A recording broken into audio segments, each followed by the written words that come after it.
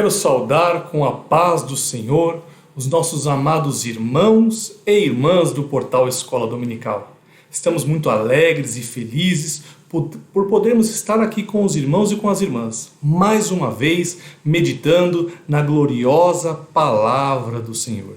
E estamos estudando este quarto trimestre das lições bíblicas de jovens, que tem como tema os bons e os maus exemplos, aprendendo com homens e mulheres da Bíblia.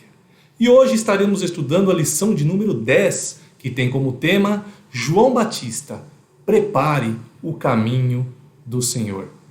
Meus queridos, é um privilégio muito grande estarmos nos preparando para uma lição tão importante.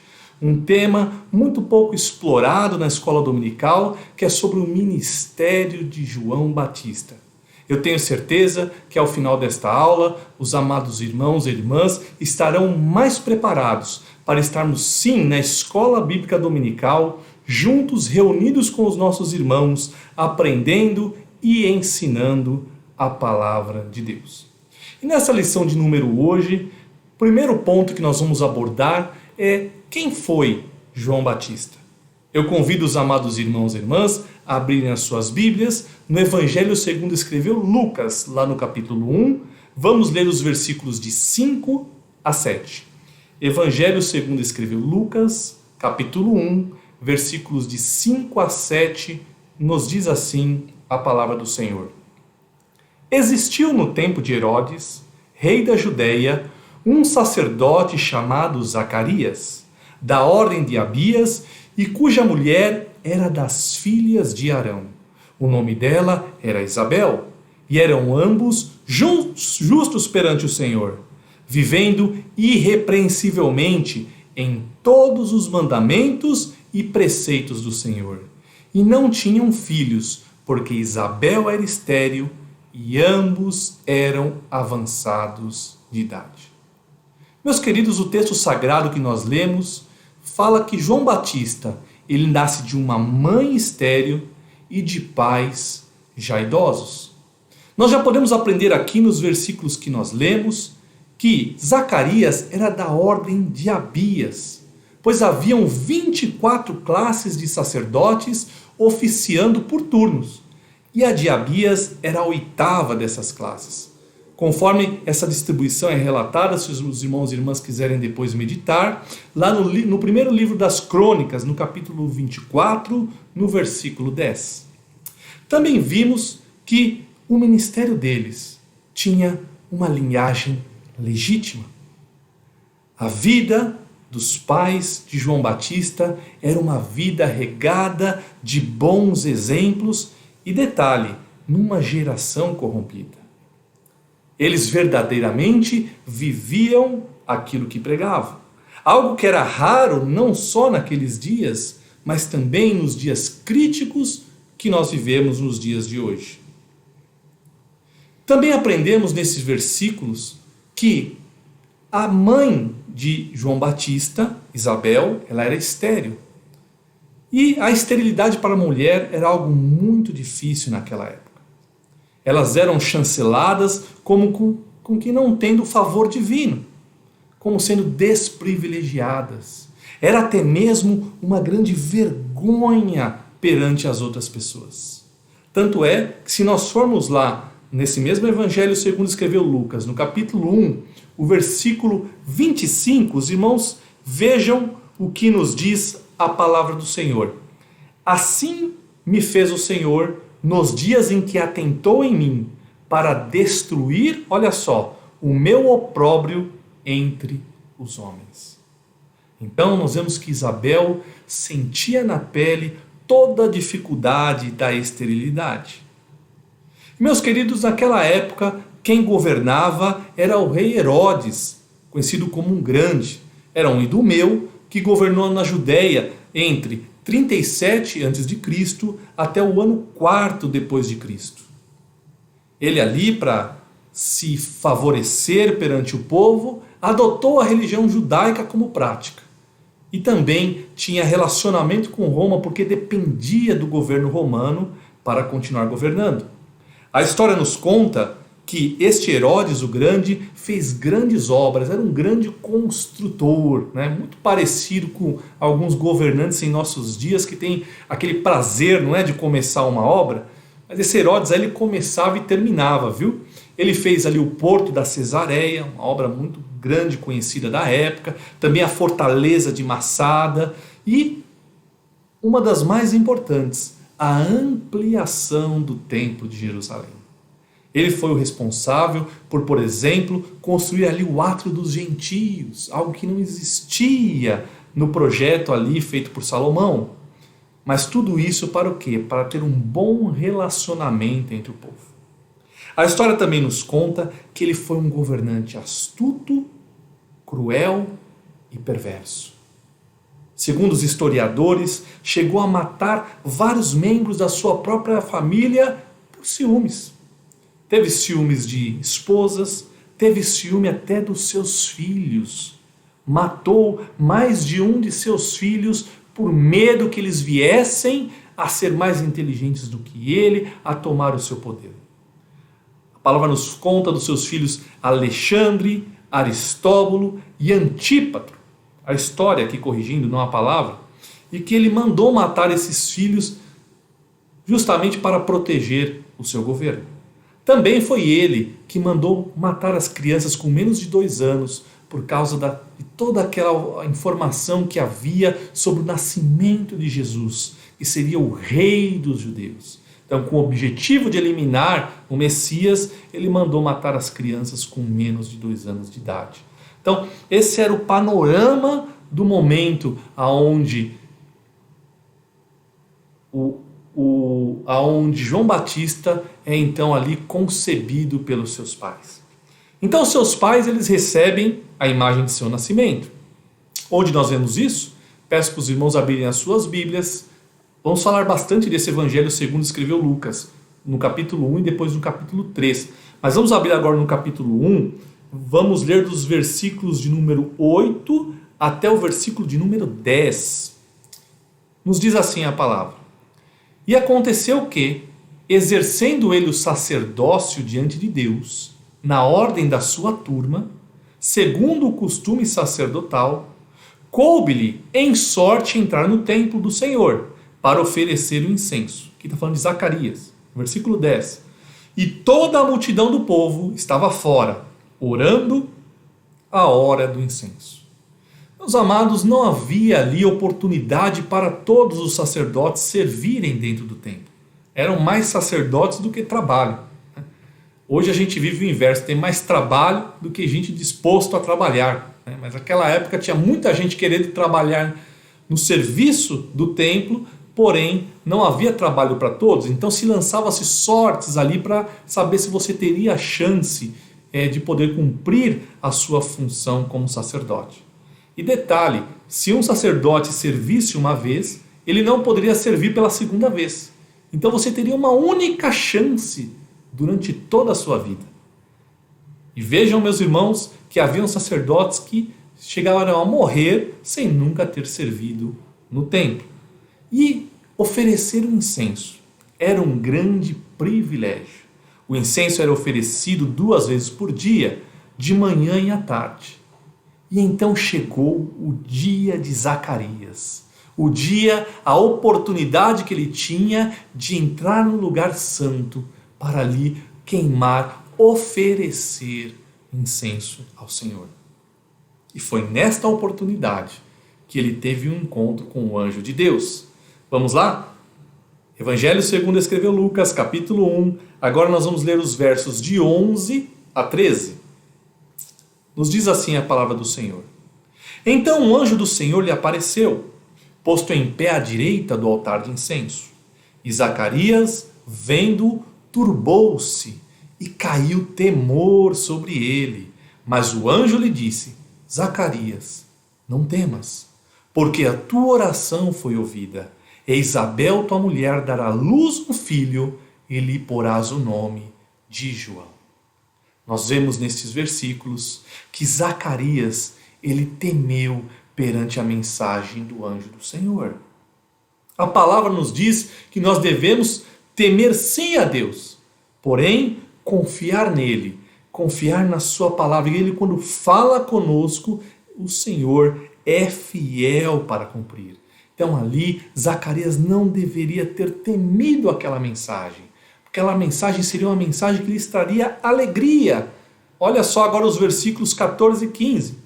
E terás prazer e alegria, e muitos se alegrarão no seu nascimento, porque será grande diante do Senhor, e não beberá vinho, nem bebida forte, e será cheio do Espírito Santo, já desde o ventre de sua mãe.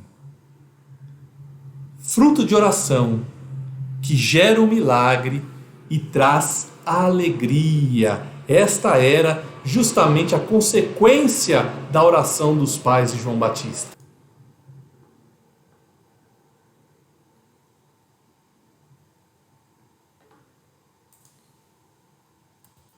Exatamente, meus irmãos. E esse nascimento ali traria uma grande alegria para toda aquela família. O texto também nos diz que ele seria um nazireu, ou seja, consagrado ao Senhor. Muitos dizem hoje que criam um filho para o mundo, mas na verdade, muito melhor é nós criarmos os nossos filhos para o Senhor, apartados dos prazeres deste mundo, que o texto aqui, esse pensamento é representado pelo vinho e pela bebida forte. Mas muito melhor é ser cheio do poder e da presença de Deus. E o nazireado é mencionado lá no livro de Números, no capítulo 6, no versículo 1. Vamos ler o texto rapidamente. E falou o Senhor a Moisés, dizendo: fala aos filhos de Israel, e dize-lhes: quando um homem ou mulher se tiver separado, fazendo voto de nazireu, para se separar para o Senhor. Agora versículo 3 também. De vinho e de bebida forte se apartará. Vinagre de vinho ou vinagre de bebida forte não beberá. Nem beberá alguma beberagem de uvas, nem uvas frescas, nem secas comerá. Os irmãos vejam que nem perto da uva, porque eles sabiam que a uva ali poderia fermentar e poderia ter um conteúdo alcoólico, nem perto da uva o nazireu chegava. Trazendo uma alusão para os nossos dias, nem perto daquilo que pode nos tirar da presença de Deus, daquilo que pode nos tirar a sanidade, aquilo que nos pode tirar a concentração e o foco na vontade do Senhor, nós também não devemos chegar nem perto. O texto fala que ele seria cheio do Espírito Santo desde o ventre de sua mãe, mostrando que para ter a presença de Deus nós não estamos limitados à idade. Por isso, as crianças das nossas igrejas, elas precisam ser consideradas como tendo a oportunidade de se deleitar na presença de Deus. Criança também prega, criança também ora, criança também é cheia do Espírito Santo. Aleluia! E Zacarias, ali pela sua incredulidade, por não ter crido na mensagem do anjo do Senhor, ele ficaria mudo. Mudo não para sempre, mas mudo até o nascimento de João Batista. Deus ali também cobra de Zacarias a sua fé, mas também lhe dá o escape, a misericórdia de Deus, para que aquela situação também viesse a ser revertida. E quando o menino, fruto de um milagre, nasce, a língua de Zacarias se desprende, ele volta a falar para dar glória ao nome do Senhor. Melhor é glorificar, melhor é crer. Não duvidemos, porque aquilo que o Senhor fala verdadeiramente se cumpre. E lá no versículo agora de 39 a 41, desse capítulo 1 do Evangelho segundo escreveu Lucas, nos fala ali de um encontro de Maria, mãe de Jesus, com a mãe de João Batista. Olha o que nos diz o texto. E naqueles dias, levantando-se Maria, foi apressada às montanhas, a uma cidade de Judá, e entrou na casa de Zacarias, e saudou a Isabel. E aconteceu que, ao ouvir Isabel a saudação de Maria, a criancinha saltou no seu ventre. E Isabel foi cheia do Espírito Santo e exclamou com grande voz e disse: Bendita és tu entre as mulheres, e é bendito o fruto do teu ventre. Nós vemos aqui a prova justamente do poder de Deus já na vida daquela criança. Meus queridos, agora que nós estudamos um pouco mais sobre o nascimento, de todo o contexto do início da vida de João Batista e dos seus pais, eu queria dividir um pouco com os irmãos uma meditação acerca da mensagem de João Batista e também de todo o contexto temporal daquela época que vão fazer diferença na sua vida e no seu ministério. O ambiente político e o ambiente religioso em que João Batista começava o seu ministério estava deveras muito conturbado. Olha só o que nos diz o Evangelho segundo escreveu Lucas no capítulo 3, verso 1. E no ano 15 do império de Tibério César, sendo Pôncio Pilatos governador da Judéia, e Herodes tetrarca da Galileia, e seu irmão Filipe tetrarca da Judéia,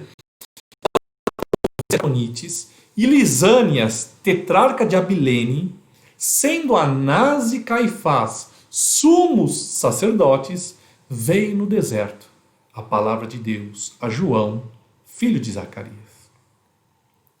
Agora sobre o governo romano.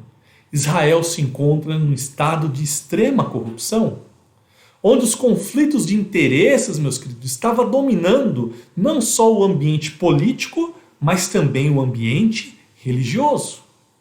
Depois da morte de Herodes o Grande, lá por volta do ano 4 depois de Cristo, o seu reino ele foi dividido em 4, para 4 de seus filhos.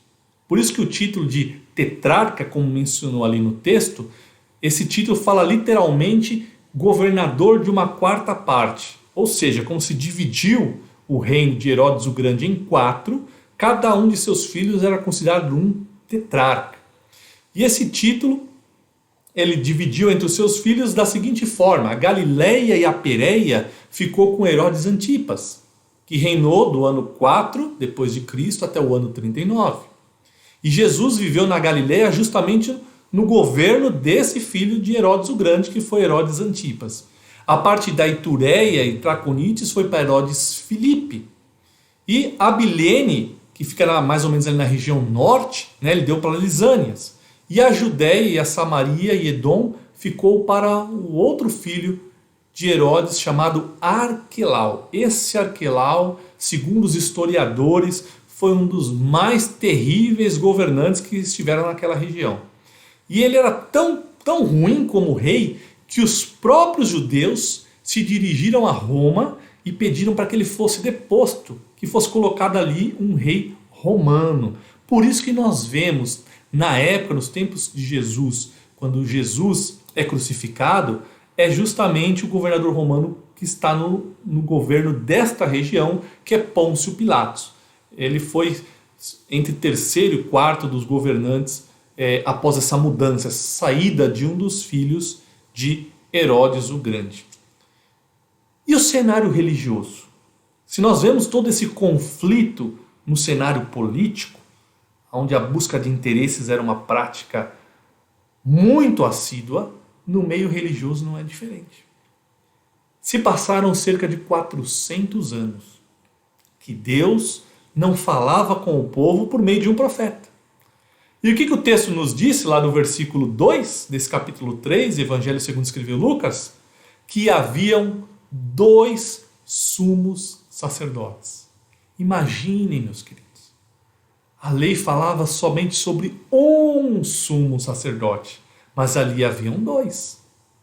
Caifás, que era o sumo sacerdote que estava no poder no momento, mas que tinha um segundo, que era o seu genro. Então, olha só, Caifás era genro de Anás, na verdade Anás era o seu sogro, que também governava como sumo sacerdote juntamente com ele. Então, esse Anás ainda detinha o poder, mesmo sendo o seu genro colocado ali no seu lugar. Onde nós vemos isso? Abra sua Bíblia, lá no Evangelho segundo escreveu João, capítulo 18, nos versículos 12 e 13. Olha o que nos diz o texto. Então, a corte e o tribuno e os servos dos judeus prenderam a Jesus e os manietaram e conduziram-no primeiramente a Anás, por ser sogro de Caifás, que era o sumo sacerdote daquele ano. O sistema político e o sistema religioso estava totalmente corrompido. Mas Deus, mesmo num momento de tremenda crise, inclusive religiosa, o Senhor tem poder para mudar as coisas. O Senhor tem poder para alterar o caminho que está sendo trilhado pela humanidade. Por isso, meus irmãos, não se espante, não tema os acontecimentos mundiais que nós estamos vendo. O nosso Deus continua sendo todo-poderoso. Ensine a seus alunos na escola dominical. O nosso Deus, ele muda o rumo e a história da humanidade quando quer, como quer e a hora que quer. Por isso, tudo que nós estamos vendo acontecer no mundo está sempre no controle do nosso Senhor. E falando sobre esta mensagem, missão de João Batista, lá nos versículos 16 e 17 do capítulo 1 do Evangelho segundo escreveu Lucas, diz assim, e converterá muitos dos filhos de Israel ao Senhor, seu Deus. E irá diante dele no espírito e virtude de Elias, para converter o coração dos pais aos filhos e os rebeldes, a prudência dos justos, com o fim de preparar ao Senhor um povo bem disposto.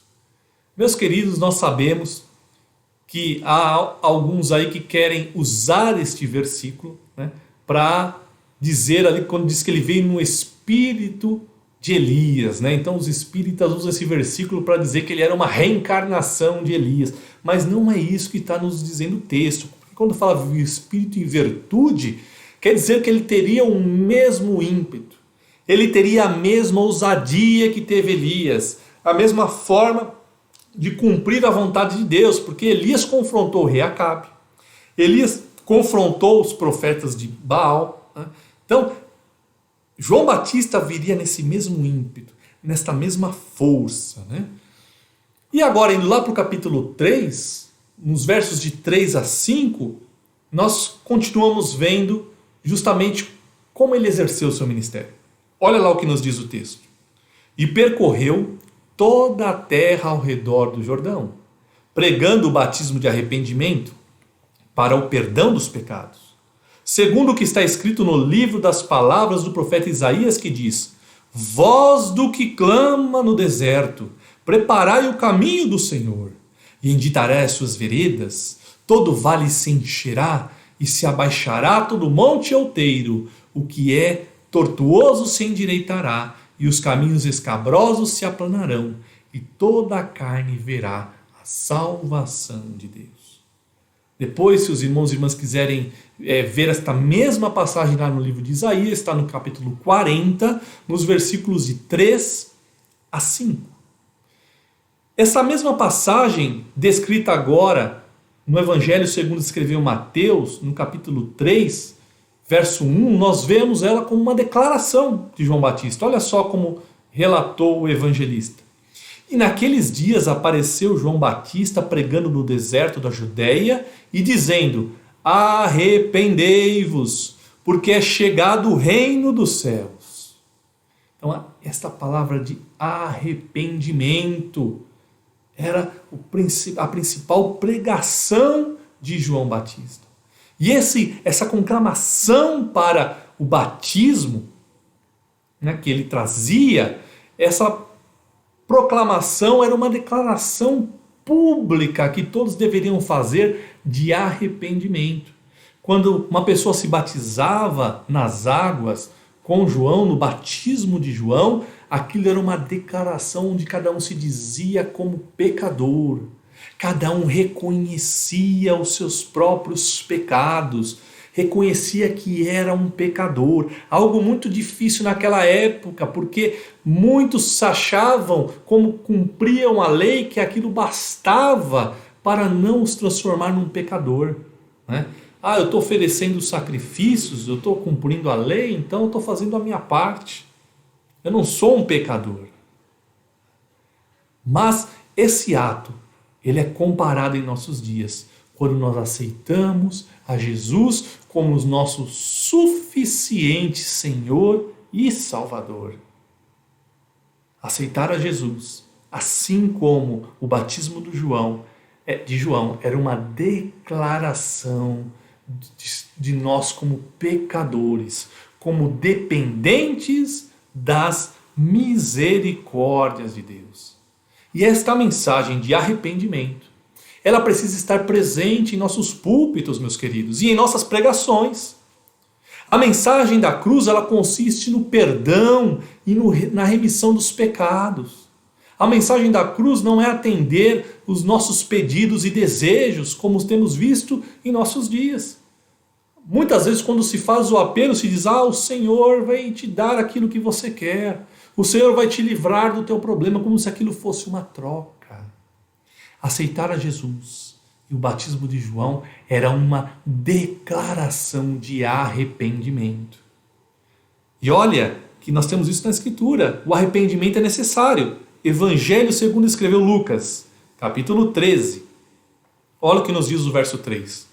Não vos digo, antes, se vos não arrependerdes, todos de igual modo perecereis.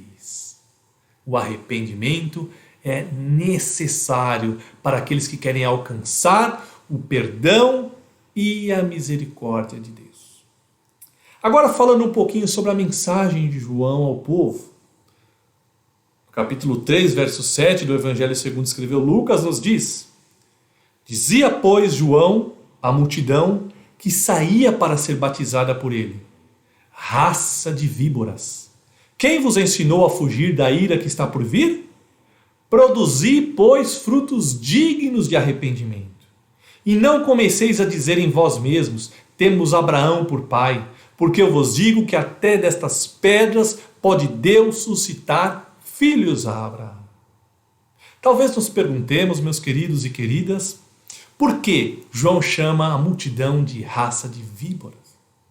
Alguns estudiosos, eles entendem que ele estava ali comparando com uma espécie de cobra, uma espécie de víbora, que era muito pequena e habitava naquela região da Europa e também naquela região da Judéia.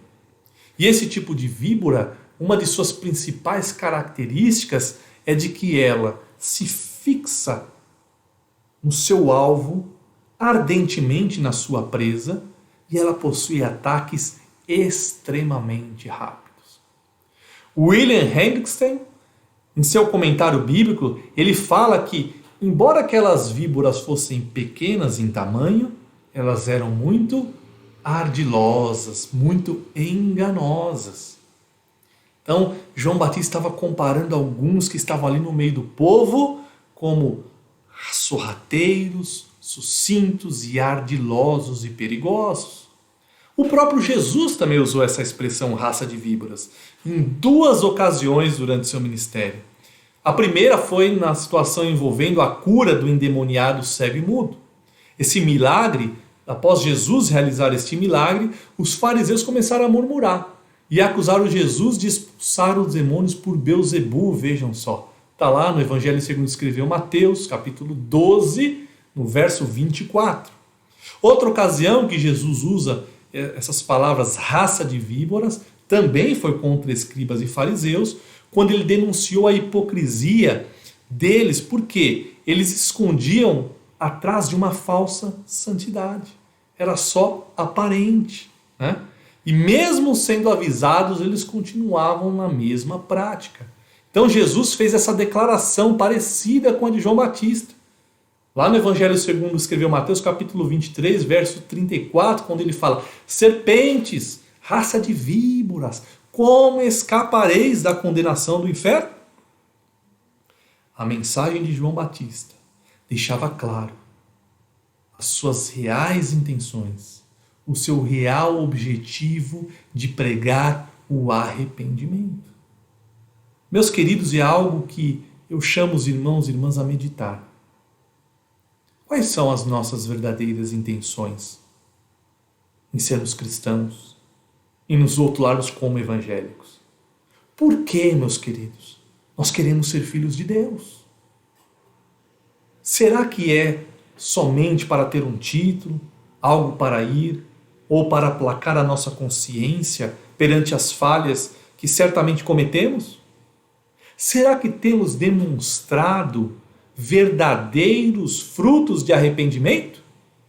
Ou vivemos uma vida de uma piedade somente aparente?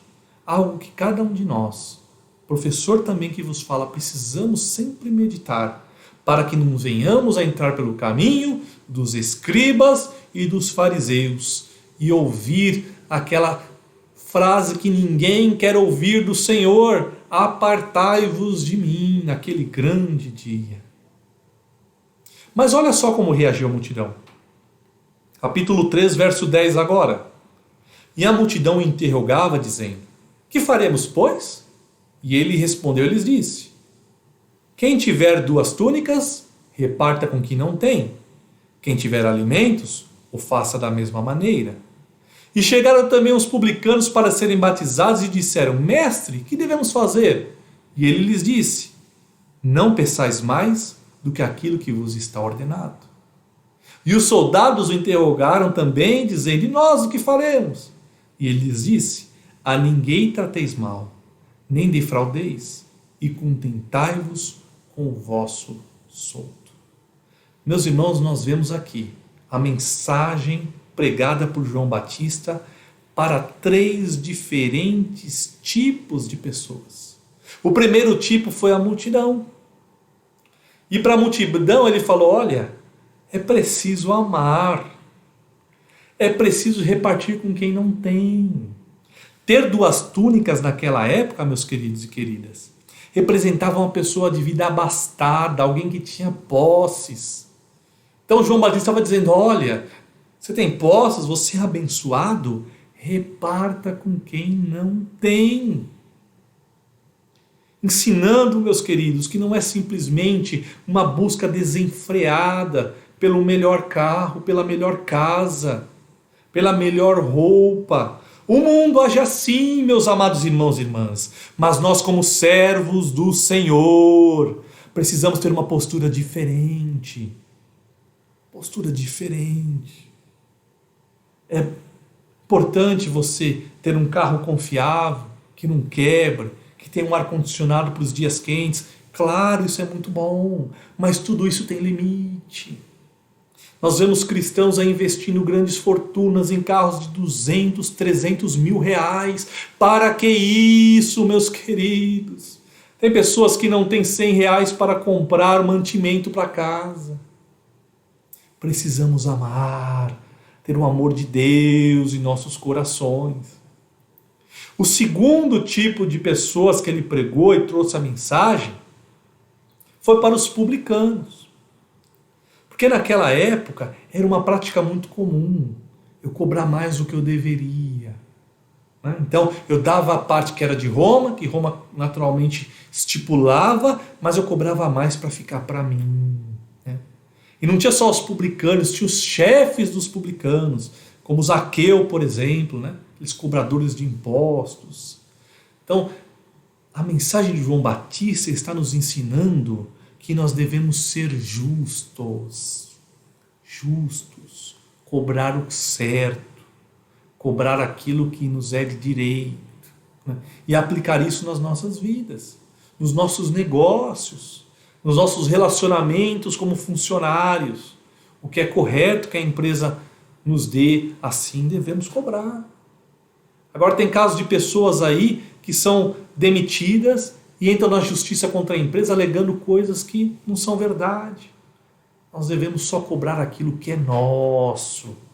O que não é nosso, deixa para lá, meu irmão e minha irmã, porque o prejuízo é tremendo. Imagina sermos rotulados pelo Senhor como raça de víboras. E o terceiro grupo são soldados. Olha só, esse terceiro grupo nos ensina o quê? Que a mensagem de João Batista era contra a corrupção. aqueles que tinham sido chamados para guardar o governo, para manter a ordem, né? Para manter a lei. O que eles faziam? Quando um publicano estava tendo problema de cobrar alguém, ele dava dava ali uma propininha pro soldado lá e usar a força. Percebe? Então, deturpando totalmente ali a chamada e o dever de cada soldado. Então, por isso que João Batista fala, olha, contenta com o seu soldo, contenta com o seu salário, não queira mais do que é seu, se corrompendo, e trate os outros bem. Olha só que mensagem, hein, meus queridos? Tratar bem as pessoas. O sinal daqueles que fazem parte do reino de Deus é justamente o contrário das palavras que João Batista está dizendo que eles deveriam não fazer, porque eles estavam fazendo. E que nós também não devemos fazer, né? E olha só, falando um pouquinho ainda sobre a mensagem de João Batista, olha o que nos diz lá no capítulo 3, verso 19. Eu estou só discorrendo em Lucas, tá, meus queridos? No Evangelho segundo escreveu Lucas. Se for para outro texto, eu aviso os irmãos. Capítulo 3, verso 19. Sendo, porém, o tetrarca Herodes repreendido por ele por causa de Herodias, mulher de seu irmão Filipe, e por todas as maldades que Herodes tinha feito, acrescentou a todas as outras ainda esta, a de encerrar João num cárcere. João entregava a mensagem para quem quer que seja, qual que seja a consequência. Ele não estava com medo de que poderia acontecer com ele, porque ele sabia que tudo que viesse a acontecer seria da vontade de Deus, e foi o próprio Deus que o chamou para aquela missão. Daqui a pouco nós vamos falar um pouco mais sobre as consequências desta pregação de João Batista para Herodes. E agora, por terceiro, nessa nossa meditação, nessa aula preparatória, nessa nossa pré-aula, vamos aprender agora quais são os exemplos que nós podemos tirar da vida e ministério de João Batista. Porque ele foi um excelente exemplo de temor, serviço e humildade perante Deus. Mas vamos destacar, o primeiro exemplo que nós temos é na família de João Batista. Meus queridos, ter uma família temente a Deus faz toda a diferença. Zacarias e Isabel tiveram sabedoria na criação de João, pois nós vemos que ele se manteve fiel na missão que ele recebeu ainda antes de sua concepção. E ele não deixou a honra dada por Deus subir na sua cabeça. Ele não quis ter notoriedade, porque a palavra fala que ele circundava a cidade pelo deserto. Olha só. Ele ia em volta, ele estava no meio do povo, mas ele não entrava assim no meio da cidade para fazer parte de tudo que acontecia ali. Não, ele circundava, né? Então ele não deixou tudo aquilo entrar no seu coração. Ele não quis notoriedade. João Batista não quis enriquecimento. Meus queridos, ele vestia uma roupa de peles, um cinto. Então o objetivo dele não era parecer ser alguém que ele não é. Não era ter posses, né? Demonstrar enriquecimento. Até a sua alimentação era diferente. Se alimentava de mel silvestre, né? Agora, nos dias que nós vivemos, o que a gente vê? Ninguém quer se alimentar de mel não, viu? Só quer se alimentar com os manjares, os melhores possíveis. Mas ele nos deu esse grande exemplo, porque a obra que estava em suas mãos era o principal legado que ele iria levar, né? Isso nos faz lembrar também, falando sobre a família de João Batista, o exemplo que nós temos de Timóteo. Embora Timóteo estivesse sob a tutela do apóstolo Paulo, o próprio Paulo diz que foi a fé de Timóteo, ele veio da onde?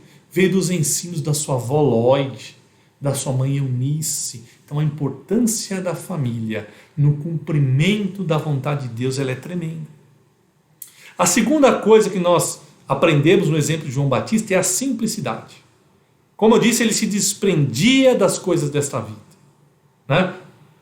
Uma roupa feita de pelos de camelo, um cinto de couro em volta da cintura, um trágico típico ali de um profeta, uma dieta simples, comia gafanhotos, mel silvestre, vivia uma vida simples para entregar a mensagem de Deus. Por isso não bate com a palavra de Deus. Hoje em dia os pregadores que temos que estipulam valores para pregar na obra do Senhor. Se você está empenhado na obra e aquela congregação quer te dar uma ajuda, para te ajudar na gasolina, deslocamento, a manutenção do carro, isso nós não vemos problema. Mas também se a congregação não der oferta nenhuma, também não tem problema. É assim que deve ser, de graça receber e de graça dai. Mas o que a gente vê em nossos dias, já existe um preço estipulado. Olha, se não pagar o valor que eu estou cobrando, eu não vou. Isto é contra a palavra do Senhor. Voltemos, meus queridos, à simplicidade que há em Cristo. Quando nós nos lembramos da vida do apóstolo Paulo novamente, ele que vivia ali como mestre e doutor da lei, gozava de muitas regalias. Quando ele se encontrou com Jesus, o que aconteceu? Tudo mudou. Seu modo de pensar, seu modo de falar, seu modo de viver foi transformado pela comunhão com o Senhor. A missão que o Senhor havia lhe dado de evangelizar os gentios, ela não casava com uma vida de regalias, com uma vida de excesso de conforto, de busca por bens. Não, o foco dele teria que ser outro. Não é errado, meus amados, gozar das bênçãos dessa terra. Porém, dependendo do chamado de cada um, nós precisamos saber renunciar. E há momentos que o Senhor nos pede esta renúncia. E nós devemos estar preparados e prontos para atender à vontade de Deus. O terceiro exemplo que João Batista nos dá é a sua humildade. Quando ele se deparou com Jesus Cristo vindo para ser batizado, sabe o que ele fez? Ele se opôs. Ele não pensou agora, sou eu, vou batizar o Messias, que honra. Não. Ele disse que quem tinha que ser batizado por Jesus era ele. Olha lá, Evangelho segundo escreveu Mateus, capítulo 3, versículos de 13 a 15. Olha o que nos diz. Então veio Jesus da Galileia ter com João junto do Jordão, para ser batizado por ele. Mas João opunha-se, dizendo: eu careço de ser batizado por ti, e tu vens a mim? Jesus, porém, respondendo, disse-lhe: deixa por agora, porque assim nos convém cumprir toda a justiça. Então ele o permitiu. Ao trazer a dura mensagem de arrependimento ao povo, esses pensavam em seu coração que ele era então Cristo. Vejam só, o povo começou a pensar no seu coração que ele seria o Cristo. Mas isto foi algo que ele recusou imediatamente. Olha o que nos diz lá no capítulo 3, verso 15. E estando o povo em expectação e pensando todos de João em seu coração, se porventura seria o Cristo, respondeu João a todos dizendo: eu, na verdade, batizo-vos com água, mas eis que vem aquele que é mais poderoso do que eu, a quem eu não sou digno de desatar a correia das sandálias. Este vos batizará com o Espírito Santo e com fogo. Observemos que, como ele tinha o Espírito Santo, ele conseguia, pela comunhão com o Espírito Santo, saber que o povo estava pensando mal dele. Né? Então, nós precisamos aprender aqui, meus queridos, que a glória, ela é de Deus, que nós devemos recusar aqueles famosos tapinhas nas costas, ou aquelas frases corriqueiras do final do culto: você pregou bem hoje, hein? Não alimentemos o nosso ego, pois enganoso é o coração, e muitos homens de Deus, mulheres de Deus, se desviaram neste caminho. Sejamos humildes perante o Senhor. Tudo fazemos para a glória de Deus. A quarta coisa que nós aprendemos com a vida e ministério de João Batista é que o seu alvo era o céu. O seu alvo era fazer a vontade de Deus. Porque mesmo ele colocando a sua vida em risco, não hesitou em pregar contra os poderosos. Inclusive, como nós já citamos, com o rei Herodes, que tinha se casado com a ex-esposa do seu irmão Filipe.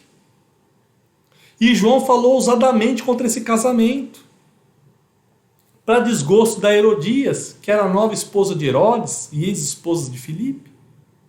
Tanto é que Herodias conspirou com sua filha para matar João. Tudo aconteceu num jantar, numa noite especial. A filha de Herodias ali começou a dançar para Herodes e para os convidados. Herodes ficou todo satisfeito, né? E disse a ela: me pede o que você quiser. A moça então pergunta a cabeça de João Batista em uma bandeja. Mas mesmo em meio aos riscos, João Batista continuou pregando a palavra de Deus. Não era um evangelho diferente para ricos e para pobres. O irmãozinho mais humilde da igreja, eu posso falar aquilo que eu penso, mas agora por irmão que tem algum título, que é um deputado, ou que tem posses, eu vou lá cheio de dedos. Entrega o que o Senhor deixou em tuas mãos, irmão e irmã. Preguemos com ousadia a palavra do Senhor. Façamos a vontade de Deus. E por fim, João Batista nos ensina, através da sua vida e ministério, que mesmo em momentos de provação, mesmo em momentos de fraqueza, sim, porque ele era humano, sempre é melhor buscar a Deus.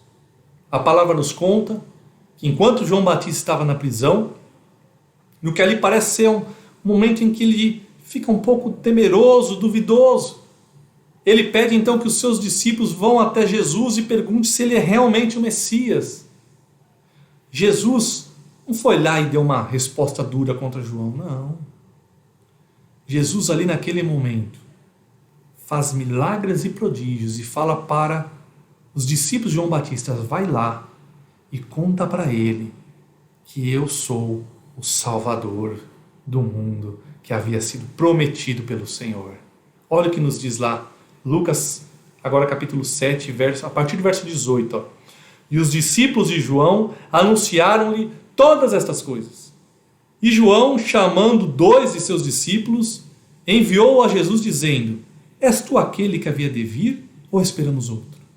E quando aqueles homens chegaram junto dele, disseram: João Batista nos enviou-nos a perguntar-lhe: és tu aquele que havia de vir, ou esperamos outros? Olha só, versículo 21. E na mesma hora curou muitos de enfermidades e males e espíritos maus, e deu-lhes vista aos cegos. Respondendo então Jesus, disse-lhes: ide, anunciar a João que tendes visto e ouvido. Os cegos vêm, os coxos andam, os leprosos são purificados, os surdos ouvem, os mortos ressuscitam, e aos pobres anuncia-lhes o Evangelho. E bem-aventurado aquele que em mim se não escandalizar. Aprendemos aqui que em momentos difíceis, onde parece que a promessa de Deus não vai se cumprir, porque a prova está muito dura, não murmuremos, não desistamos de nossa missão, mas façamos como João Batista, ore ao Senhor, diz: Senhor, está difícil, minha fé está sendo abalada, Senhor, me ajuda, Senhor, opera, Senhor, na minha necessidade, e eu tenho certeza que Ele nos responderá.